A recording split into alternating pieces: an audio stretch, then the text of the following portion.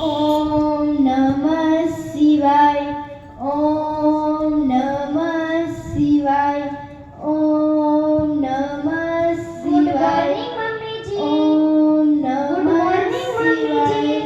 Good morning મમ્મીજી. સુપ્રભાત બેટા. જોવો તો હું હજી ગુડ મોર્નિંગ બોલું છું અને તે સુપ્રભાત કરી રહ્યા છે. એ તો આપણી માતૃભાષા છે. સુપ્રભાત બોલવામાં વળી શાની શરમ? હું તો ફોરેનમાં ભણી ગણીને મોટી થયેલી. હું તો ઇંગ્લિશ જ બોલવાની. તમે ભલે ને ફોરેનમાં ભણી ગણીને મોટા થયા, પણ માતૃભાષાની સમજ પણ હોવી જોઈએ ને.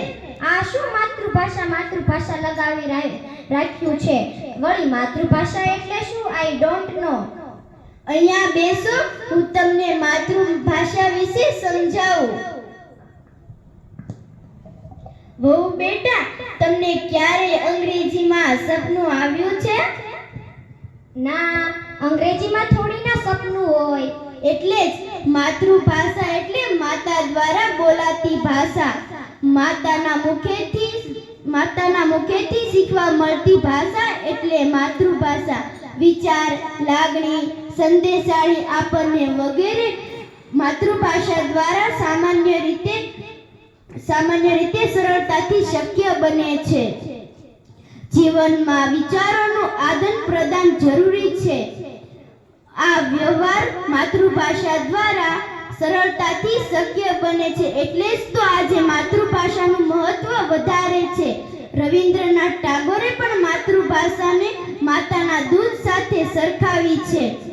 માતૃભાષા શિક્ષણનું માધ્યમ હોવાથી ગણિત, વિજ્ઞાન, સામાજિક વિજ્ઞાન વગેરે જેવા વિષયોમાં શિક્ષણ મેળવવા સામાન્ય મદદરૂપ થાય છે. આ માતૃભાષા સારી હોય તો સામાન્ય રીતે સમગ્ર શિક્ષણમાં સારી રીતે પામી શકે છે. માતૃભાષામાં સિદ્ધિ મેળવનાર સારી રીતે સિદ્ધિ મેળવી શકે છે. જે તે પ્રદેશોનું સાંસ્કૃતિક ગૌરવ તેના માતૃભાષામાં લખાયેલું પુસ્તકોમાં જળવાઈ રહેલું છે. આ માતૃભાષામાં વિકાસ કેળવનાર વિનાનો માણસ પાંગળો રહે છે.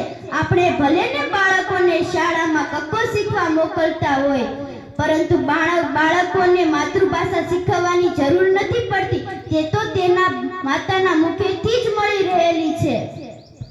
મમ્મીજી, મને નહોતી ખબર કે માતૃભાષામાં આટલું બધું મહત્વ હોઈ શકે.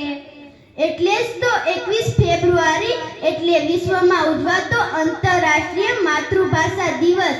હવે ખબર પડી ને માતૃભાષા દિવસનું મહત્વ.